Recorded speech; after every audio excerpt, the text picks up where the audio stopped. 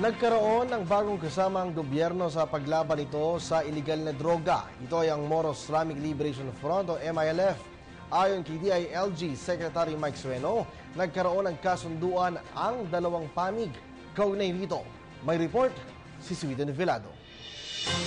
Malugod na ibinalita ng Department of Interior and Local Government na magiging kaagapay na rin nila ang Moro Islamic Liberation Front sa kampanya ng pamahalaan laban sa iligal na droga at kriminalidad. Ito'y matapos magpulong ang dalawang kampo nitong Martes ng gabi.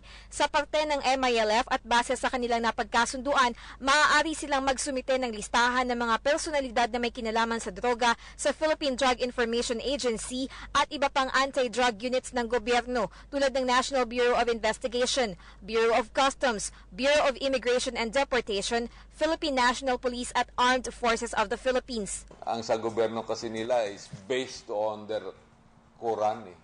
Kung anong sinasabi ng Quran, yun din ang they live that. No? Ayon sa kalihim ng DILG, marami sa mga iligal na drogang nakakarating sa Mindanao ay mula Maynila at Cebu at matinding hamon sa MILF ang pagsugpo nito sa kanilang nasasakupan kaya't nais na rin ng grupo na isama ito sa kanilang religious activity alinsunod sa Quran. Malaki na itong makaharap ng mga drug lords natin.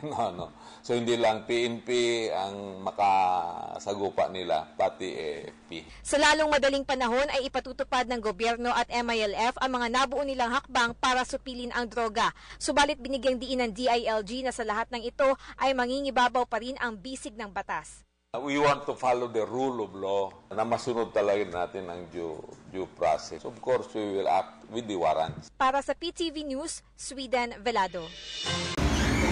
Ako po si Cathy San Gabriel. Subscribe na sa PTV YouTube channel. I-click lang po ang subscribe button.